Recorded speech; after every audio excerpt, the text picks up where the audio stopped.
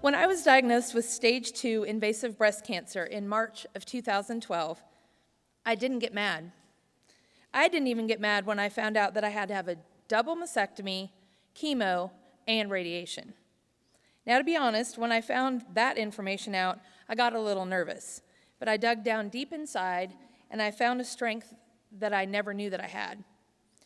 I faced the battle head on with my husband, friends, and family by my side, and leaning on God to get through it all.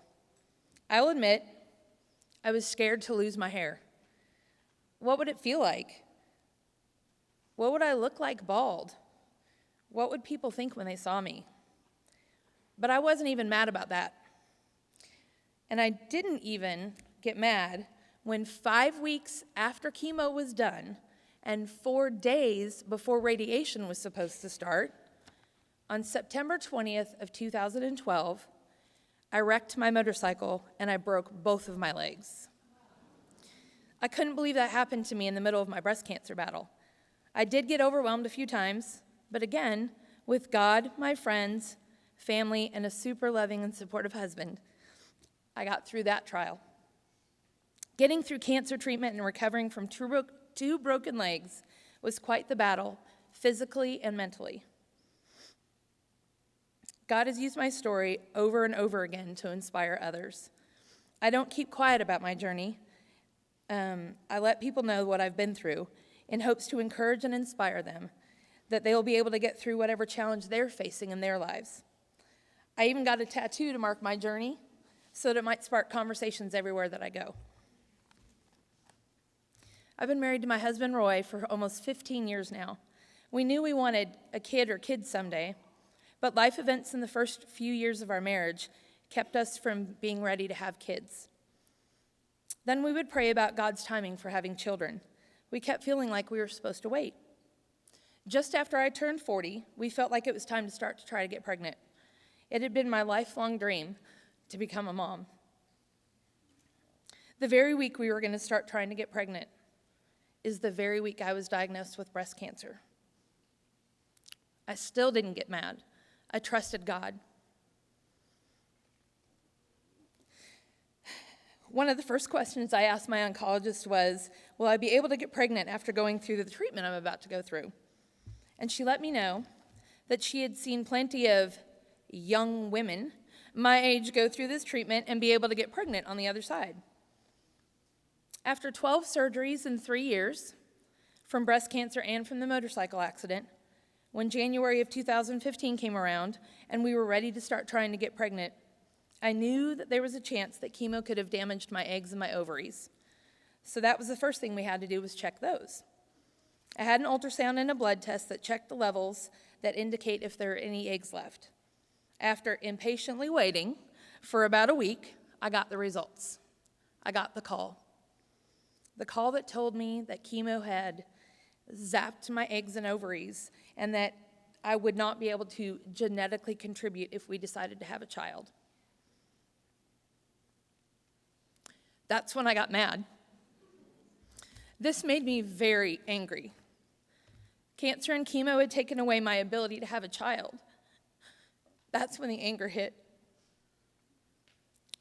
Take my breasts, take my hair, make me go through treatment that will render me weak and weary. That's fine. But you take away the ability to have a child. That brought me to my knees. My lifelong dream of being a mother was crushed by cancer. In many ways, I had lost my way. My amazing husband held me while I cried. He and my close friends gave me so many words of encouragement. I could hear God telling me, trust me. But how? I was angry. There was no way around this, no hope, no medical solution for me. I didn't have any eggs. And to use a donor egg or embryo would be too much of a risk of reoccurrence for my breast cancer. I was devastated. But something deep down in me told me to hold on. Something told me to trust the path and trust the process. My husband and I prayed, and we talked about all of our options. And we decided we would be foster parents for the state. to fulfill my dream of being a mom that way. Problem solved, right? But something didn't feel right about that particular scenario. I paused. I just didn't understand or comprehend where I was. The word trust kept being reflected in my language, in my emotions, and in my somewhat admittedly shaken world. I just had to believe. Sorry, y'all. Then, one snowy day in February, I was looking through Facebook and came upon a post. Thanks. It's my friend. See, that was one of my support systems. Okay, I'm gonna leave that. I'll get that in a minute. Then one snowy day in February, I was looking through Facebook and came upon a post from a ministry called Jonah's Journey. It caught my eye. I read up on this ministry, a unique ministry of faith. On their Facebook page, it states, Jonah's Journey offers a Christian alternative to the state foster care programs for the children of incarcerated, displaced, or homeless mothers. My heart was stirred, but this time it wasn't from anger. It wasn't from my inability or question of trust. My angered heart was moved to complete compassion, and I began to cry. I was reading about the mothers that are pregnant and incarcerated. These women had lost their way and had to give their babies up to state custody. Lost their way. Kind of like the feeling I felt when I was told I couldn't carry my own child. This ministry is about finding families that would be willing to take care of the babies while the mom was in prison, the ultimate goal being reunification. They needed to find their way. I realized that that meant at some point we would have to give the baby back to the mama. But what an awesome ministry, loving on that baby and giving mama the security that someone was out there that she could trust. In January, when I found out that my ability to have a baby was taken from me by cancer, I was angry. But I learned to trust in my Father. The very next month, God showed me what trust was really about. But this time it was different. I needed to allow someone else to trust me. What an amazing lesson. His plans are always better than ours.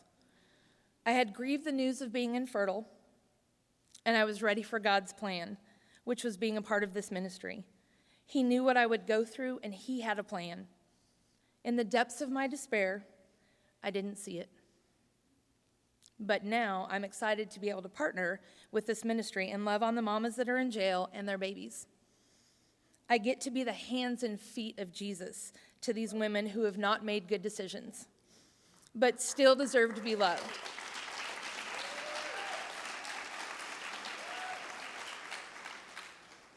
And they deserve someone to trust. My second act, learning how to be someone's trust when they, like me, felt that they wouldn't be able to.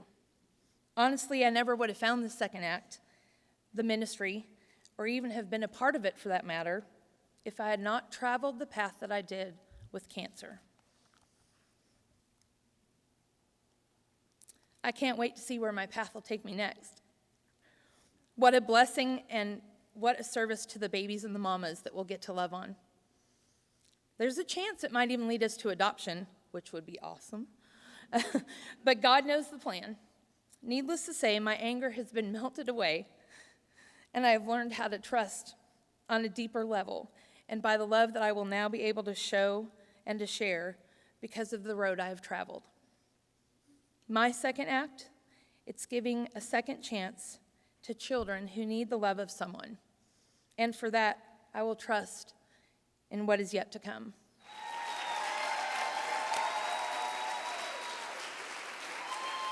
Thank you.